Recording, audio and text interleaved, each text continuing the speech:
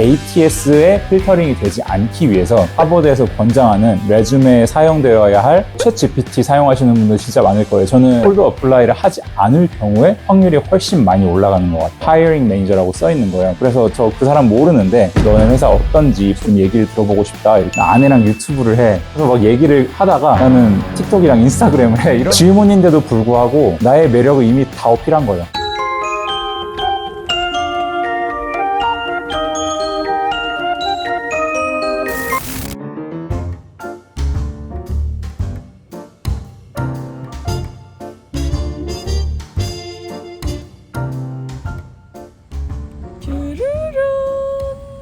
이거 텍사스의 우리 친구 부부가 자기는 와인은 잘 모르지만 이건 진짜 맛있게 먹었었다고. 저도 요 이름은 알고 있었어요.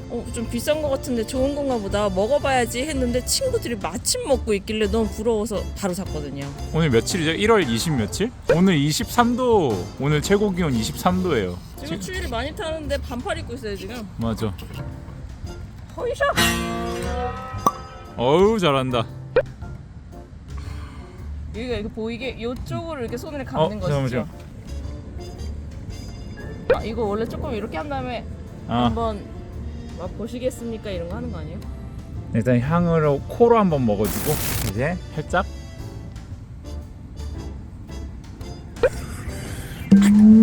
어떤 거 어때요? It's good. 짠. 왜 찍냐면 남자 샌프란칭이 고생을 하다가 이제 취직에 성공을 했잖아요. 그래서 그때 이 와인을 따자, 좋은 일이 있을 때 케이머스 따고, 코스트코에서 구경만 했던 이 거대한 플래터를 사실 이게 2인분짜리는 아니거든요. 그런데 이럴 때 한번 먹어보자 해서 이 조합을 꿈꿔왔었는데 드디어 이거를 술 사놓고 몇 주 동안 뭐 와인 마시고 싶으면 딴 거 사서 먹고. 맞아. 이거는 우리가 성공했을 때, 취업에 성공을 했을 때 이걸 딱 마시면서 축하주로. 그날이 온 거잖아요. 축하해요. 전 지금 첫 입을 먹어봤는데 아니 엄청 부드럽고, 뭐라고 해야 되냐, 커피 맛이라고 해야 되나, 초콜릿 맛이라고 해야 되나, 그런 맛이 확 나는데요? 안 그래요? 좀 생각하면서 먹어볼게요. 알겠어요. 이제 구직 준비하면서 난 제일 힘들었었던 게 뭘 정할 수가 없다는 거야. 아무것도. 직장 구하는 게 뭐 문제냐, 그냥 구하면 되지 않느냐 이렇게 얘기할 수도 있지만, 다음 직장이 풀리 리모트인지 출퇴근을 해야 되는지에 따라서 우리가 어디로 이사 갈지가 정해지고, 또 최악의 경우에 한국에 갈 수도 있기 때문에 미국에서 뭐 간단한 물건을 사더라도 이걸 사는 게 의미가 있나? 나중에 사자. 지금은 사지 말자. 그래서 그 중에 제일 컸던 결정이 12월 중순에 원래 우리 지금 집이 계약이 끝나는데 2달 연장을 한 거였지. 큰 손해를 보면서 집을 계약 연장을 했잖아. 장기간이라 가지고 가격도 아마 우리가 평소에 내던 거에 600불 이상 비싸게 받을걸? 우리가 이 집에 굳이 살고 싶지 않은데 이사를 가고 싶은데 2달 더 살기 위해서 다른 곳으로 이사를 하는 게 너무나 큰 노력이 들고 시간이 들고 뭐 짐 싸고 이사하고 이런 것들이 다 복잡하고 힘드니까 삶이 다음 단계로 넘어가지 못하는 느낌. 맞아. 그리고 좀 아쉬웠던 거는 우리가 영주권자면 시간을 쭉 가지면서 만족하는 직장이 나올 때까지 좀 찬찬히 직장을 둘러보면 좋은데 그러지를 못하고 60일 내에 이걸 찾아야 되니까 조바심이 좀 났던 것 같아요. 지금 딱 실패를 하게 되면 한국에 돌아가야 된다. 뭐 한국 돌아가면 되지 않느냐 또 누군가 말할 수 있지만, 저도 30몇 년을 한국에서 살다가 미국에 올 때에는 그냥 쫄래쫄래 남편 따라가지 뭐 이런 마음으로 온 건 아니거든요. 뭔가 거기에서의 일, 가족, 친구 이런 저의 모두 이런 거 다 정리를 하고 이게 온 건데, 한 2, 3년 만에 돌아갈 거면은 왜 왔지? 이런 생각도 들고, 게다가 남편은 저보다 훨씬 많은 시간을 미국에다 투자했는데 그거를 한순간에 한국으로 쫓겨난다고 생각을 하면 많이 속상했던 것 같아요. 이게 한국으로 가는 게 문제가 아니라 우리 삶에 너무나 큰 변화를 불과 2년 전에 겪었었는데 그거를 다시 또 엄청난 걸 겪어야 되는 게 그냥 예측할 수 없는 미래에 대한 불안함, 두려움 이런 거죠. 이제 여자 샌프란칭이 말한 것처럼 정말 많은 것들을 결심을 하고 이제 나에 따라서 미국에 왔는데 이게 나 때문에 또 다시 이렇게 한국을 가게 되면은 어떡하지? 라는 그런 걱정? 겉으로는 계속 60일 이내에 무조건 새 직장 찾아가지고 한국 가는 일 없으니까 걱정 마라고 얘기하긴 하지만 속으로는 저도 동시에 만에 하나 그런 일이 생기면 어떡하냐, 차를 그럼 어떻게 팔지? 한국에 언제까지 새 집을 막 찾아봐야 되지? 맞아. 가족들한테는 우리 둘 다 얘기를 못했어요. 그렇게 생각할 수밖에 없었던 게 우리가 지금 이런 상황이에요 얘기해봤자 그쪽에서 도와줄 수 있는 게 맞아. 없는데 뭐 힘든 얘기 해봤자 잘 되면 얘기하자라는 생각이었고 어쨌든 잘 됐다. 맞아. 안녕하세요. 샘프란 찡이에요. 네, 지금 평소랑 좀 집 같아 보이실 수 있는데 저희가 지금 타오에 놀러 와 있어요. 이제 여기 와서 엄청 이쁜 에어비앤비를 해서 잘 지내고 있고, 뭐 저희 스키 타러 가고 여기 에어비앤비에서 지내고 이런 거는 영상을 따로 올릴 테니까 또 관심 많이 가져주시면 감사하겠습니다.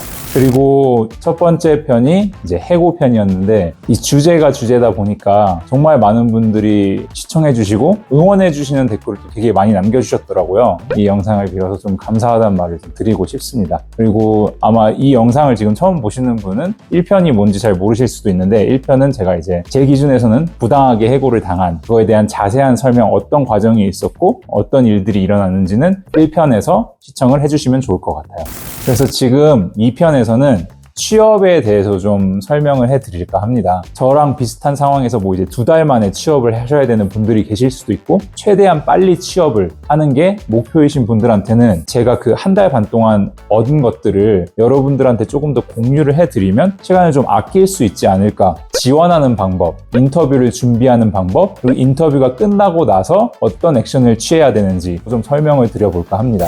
첫 번째, 레주메부터 설명을 드리면, 레주메도 그때그때 트렌드가 있는 것 같아요. 그래서 제가 지금 설명드리는 게 뭐 몇 년 뒤에는 좀 다를 수도 있겠지만 XYZ 포뮬라 레주메 이렇게 치면은 충분히 나올 텐데, 내가 어떤 것들을 이뤘고 이거를 어떻게 증명할 수 있는지 정량적인 측면을 얘기하는 거고, 내가 어떤 것들, 나의 리스폰시빌리티가 무엇이었는지를 설명할 수 있는 레주메가 되어야 돼요. 나는 이런 프로덕트를 만들었고 그 프로덕트가 소비 시간을 40% 단축했고 내가 거기서 했던 리스폰시빌리티는 QA 테스팅이다. 그런 것들을 충분히 좀 설명을 해주셔야 됩니다. 그리고 많은 분들이 실수하시는 것 중에 하나가 한 가지 레주메를 계속 돌려 쓴다는 거예요.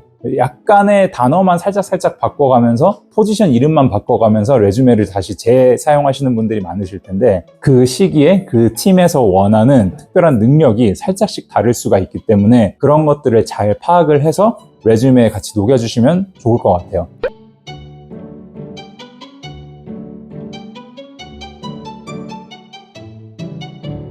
저 같은 경우는 레주메를 빌딩해 주는데 도와주는 웹사이트들을 몇 개를 좀 사용을 해서 어떻게 하면 좀 더 효율적으로 레주메를 만들 수 있는지 회사마다 다르게 좀 작성을 했던 것 같아요. 잡 디스크립션을 정말 잘 읽어보시고 나의 과거 경험과 얼마나 일치할 수 있는지를 잘 피력을 하시면 좋을 것 같습니다. 그리고 ATS라고 불러요. Application Tracking System이라고 하는데, 정말 한 가지 잡 포지션에도 막 몇천 명, 몇만 명이 지원을 할 수가 있으니까 어떤 사람이 낸 레주메를 보고 그거를 그냥 기계가 바로 스캔을 해서 우리가 원하는 단어들이 들어가 있는지, 레주메 포맷은 괜찮은지, 우리가 원치 않는 단어들이 있는지, 이런 것들을 대상으로 사람이 보지 않고 이미 필터링이 되는 경우가 있어요. 그래서 이 ATS에 필터링이 되지 않기 위해서 내 레주메를 해당 잡 디스크립션에 조금 더 커스터마이즈 할 수 있는 게 좋겠습니다. 그리고 저는 또 많이 참고했던 자료 중에 하나가 구글의 Harvard OCS 레주메라고 치면 어떤 PDF 파일을 하나 보실 수가 있을 거예요. 거기에 가서 보시면 하버드에서 권장하는 레주메에 사용되어야 할 파워풀한, 임팩트풀한 단어들, 이런 것들을 잘 모아주어가지고 그 문서 보시고 거기에 나온 단어 위주로 레주메들을 작성하시면 좋겠습니다. 그리고 챗 GPT 사용하시는 분들 진짜 많을 거예요. 저는 챗 GPT에도 잡 디스크립션을 거기다 주면서 내 레주메는 이렇게 내가 써놓은 게 있는데 이걸 어떻게 고치면 좋을까라고 약간 첨삭을 받아보시는 것도 좋을 것 같아요. 근데 저는 항상 강조하는 게 챗 GPT는 참고해야 될 자료일 뿐이지 그걸 그대로 쓰시면 어색할 수도 있을 것 같아요. 표현력들이 조금 더 약간 이상할 수도 있다 그래야 되나? 그래서 챗 GPT에서 제공해주는 이런 단어들이나 레주메 라인들을 보시고 이걸 조금 더 개인적으로 수정을 하셔야 조금 더 매끄러운 레주메가 될 겁니다. 자, 그럼 이제 두 번째, 지원 방법인데요. 제가 하면서 정말 깨달은 것 중에 하나가 인터넷에 올라온 잡 디스크립션을 보고 어플라이 누르고 내 이력서가 전달이 되고 나는 이제 연락이 오기까지 기다리는 그쪽 회사랑 아니면 그쪽에 있는 사람이랑 이런 어떤 관계가 구축되지 않고 아무것도 모르는 상태에서 지원을 하는 방법을 콜드 어플라이라고 하는데 콜드 어플라이를 하지 않을 경우에 확률이 훨씬 많이 올라가는 것 같아요.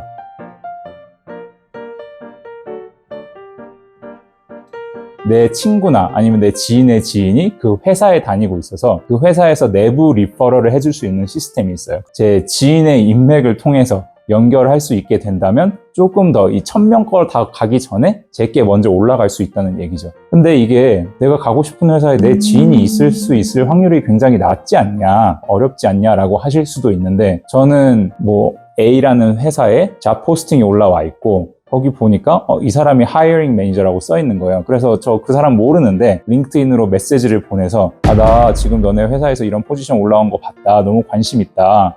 너네 회사 어떤지, 포지션 어떤지 좀 얘기를 들어보고 싶다. 이렇게 얘기를 했더니 지금 너무 지원자가 많아서 그냥 온라인으로 지원하는 게 가장 나을 거다. 혹시 리퍼럴을 원하는 거면 내가 현재 도와줄 수 있는 건 좀 없다. 이렇게 얘기를 하더라고요. 근데 그런 리퍼럴을 원하는 게 아니라 그냥 너랑 좀 얘기를 해보고 이 포지션이 어떤지 알아보고 싶다. 라고 얘기를 해서 15분 정도 오전에 짧게 이렇게 줌으로 대화를 했었어요. 근데 그렇게 대화를 하고 나서 그 하이어링 매니저가 너 되게 우리가 원하는 사람에 좀 가까운 것 같다. 내가 리크루터한테 얘기를 해서 너 어플리케이션 빨리 패스트 트래킹 할 수 있게 좀 해보겠다. 이렇게 얘기를 하더라고요. 이런 식으로 직접 하이어링 매니저나 리크루터한테 연락을 해서 자기의 의사 표현을 중요하게 하는 것이 좋다고 생각을 해요. 그리고 저는 이전에는 제가 매니저였기 때문에 항상 저도 저희 회사에 들어오고 싶은 사람들의 인터뷰를 정말 많이 봤었어요. 그래서 저는 누구나 할 수 있는 대답을 똑같이 하는 사람이 매력적이지 않다고 생각을 했어요. 나만의 얘기를 해줄 수 있는 사람? 왜 우리 회사에 조금 더 들어오고 싶은지가 분명한 사람. 나는 과거에 이런 경험도 있었는데 이런 경험을 토대로 너희 회사에서 이런 일을 하고 싶다라는 것들을 많이 피력을 해주시면 좋을 것 같습니다. 자, 그럼 이제 세 번째, 인터뷰 준비하는 방법. 대부분 이제 인터뷰 날짜가 잡히고 스케줄이 잡히면 여러분이 누구랑 대화를 하는지를 정보를 받으실 수 있을 거예요. 그럼 그 사람의 링크드인에 들어가서 이 사람의 과거 이력이 어땠는지, 자기 소개를 어떻게 하는지, 이 사람의 관심사는 무엇인지 이런 것들을 조금 더 파악하고 그 사람이랑 대화를 자연스럽게 이끌어 나갈 수 있으면 좀 더 좋은 것 같아요. 뭐 예를 들어서 게임 디파트먼트에서 뭐 일을 한 적이 있는 사람이 지금 내가 지원하고자 하는 회사에서 테크 어드바이저로 일을 하고 있다. 그렇게 하면 과거에 뭐 나도 이제 게임의 이런 얘기를 꺼내면서 유대감을 약간 형성할 수 있는 쉬운 방법이 되겠죠. 전 딱 두 가지로 나뉜다고 생각을 해요. 1부는 상대방이 물어보는 질문에 내가 얼마나 대답을 잘 할 수 있는지, 그리고 2부는 얼마나 내가 좋은 질문을 할 수 있는지, 이 두 개가 잘 어우러져야 된다고 생각을 해요. 대부분 물어보는 질문에 내가 얼마나 매끄럽고 이 사람이 원하는 대로 대답을 해줄 수 있는지에 그 포커스를 맞추는 분이 많으실 텐데 저는 1부만큼 2부도 진짜 중요하다고 생각을 해요. 내가 어떤 질문을 할 수 있는지에 따라서 내가 이 회사에 얼마나 관심이 있고 이 회사를 얼마나 이해하고 있는지, 그리고 내가 기여할 수 있는 부분들이 어떤 건지, 물어보지 않은 나의 매력을 얼마나 어필할 수 있는지가 내가 질문하는 데에서 나온다고 생각을 합니다. 예를 들어서 그냥 가볍게 너희 팀 스트럭처가 어떻게 돼? 너희 회사의 비전이 어떻게 돼? 이런 식상한 질문이 아니라 상대방한테 퍼스널한 메시지를 전달을 해주는 거죠. 너희 회사가 지금 A라는 프로덕트보다 B라는 프로덕트에 조금 더 중점을 두고 있는 것 같다. 근데 내가 봤을 때는 마켓에서 원하는 A라는 프로덕트도 굉장히 중점이 있는 것 같은데 왜 B라는 프로덕트에 조금 더 중점을 두기 시작했는지 정말 궁금하고, 그렇게 해서 먼 미래에는 A라는 프로덕트와 B라는 프로덕트를 어떻게 같이 융합해 나갈 것인지 궁금하다. 이렇게 물어보면 너네 회사의 비전이 어떻게 돼? 와, 거의 비슷한 질문이지만 나는 너희 회사에 대해서 정말 잘 알고 있고 내가 오늘부터 당장 너희 회사에서 일을 해도 이런 너희 회사에서 생각하고 있는 관점들을 알고 있으면서 일을 한다라는 인상을 깊이 심어줄 수 있는 것 같아요.